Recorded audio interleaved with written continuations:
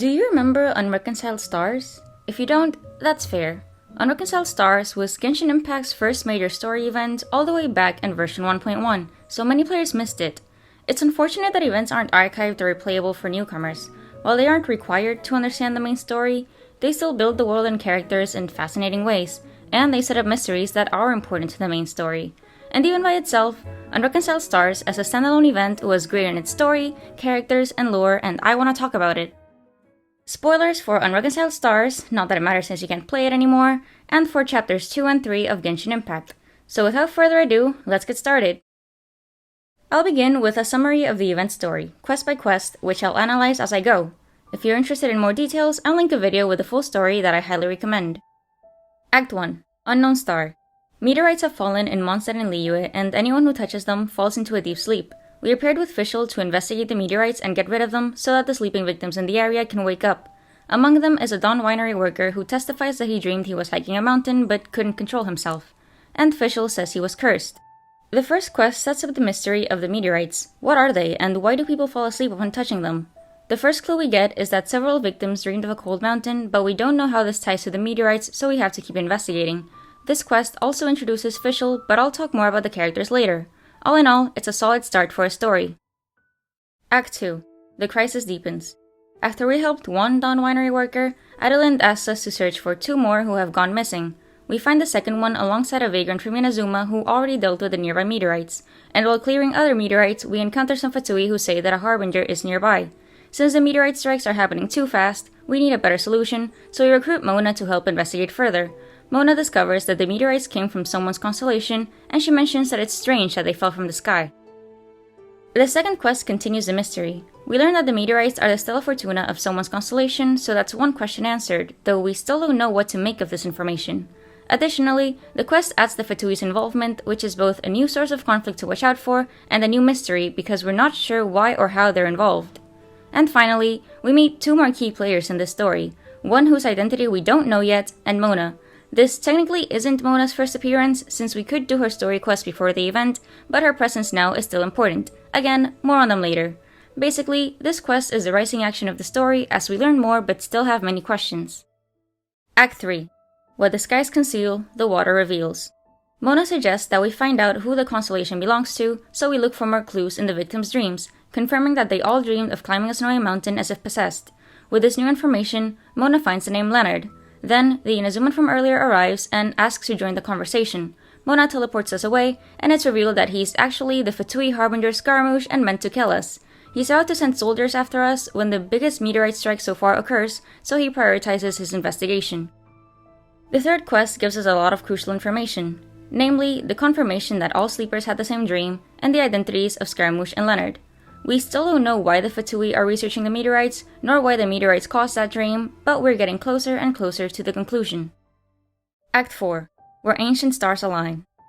Fischl has to go help others, but we continue our research with Mona.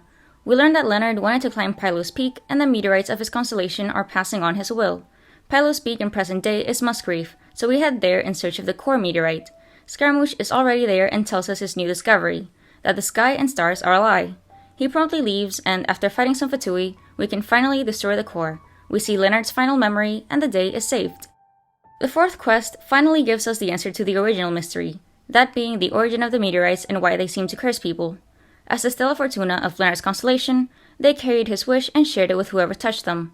However, this quest also leaves an open-ended mystery about the sky potentially being fake.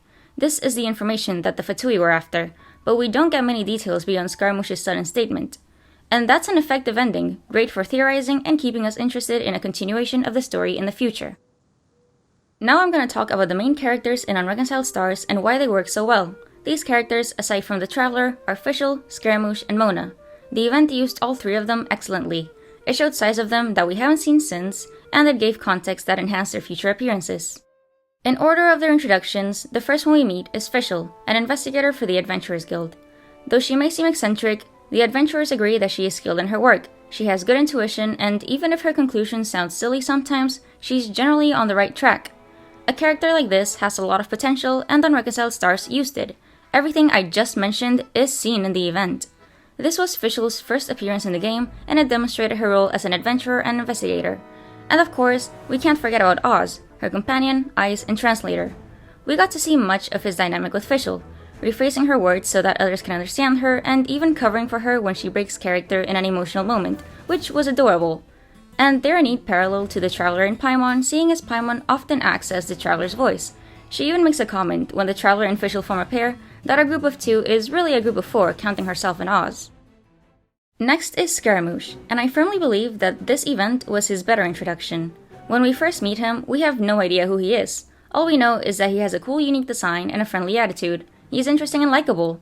And later we find out he's a bad guy who came really close to killing us. It's an awesome reveal, and it's foreshadowed.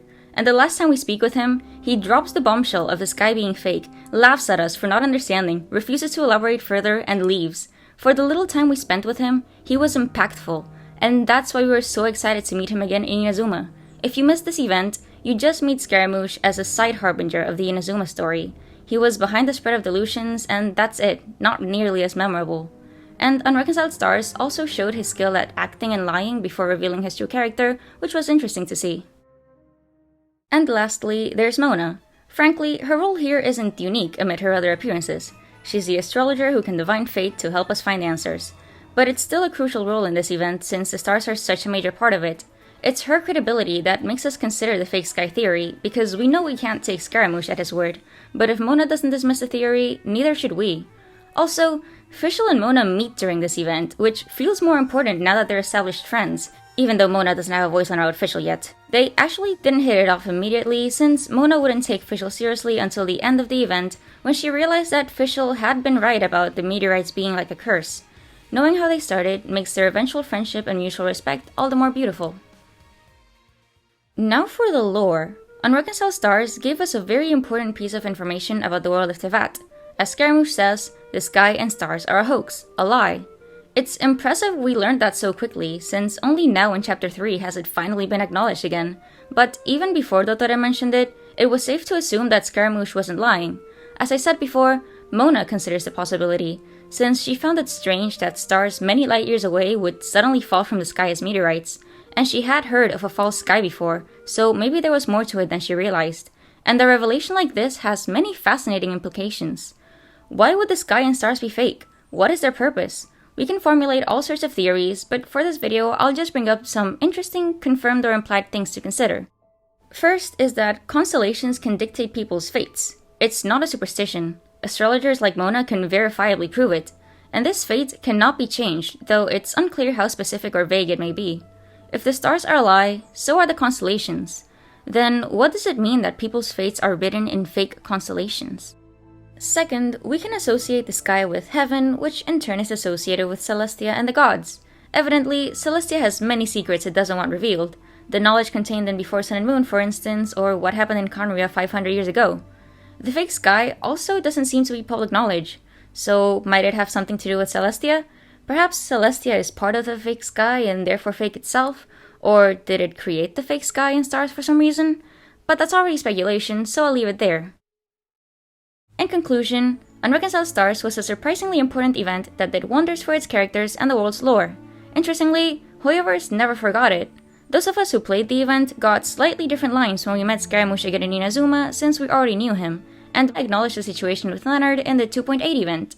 I have waited 2 years for a continuation, and it looks like it's finally getting the attention it needs. I'm really excited to see more, and I hope you are too. That's all I wanted to say, so thank you for listening.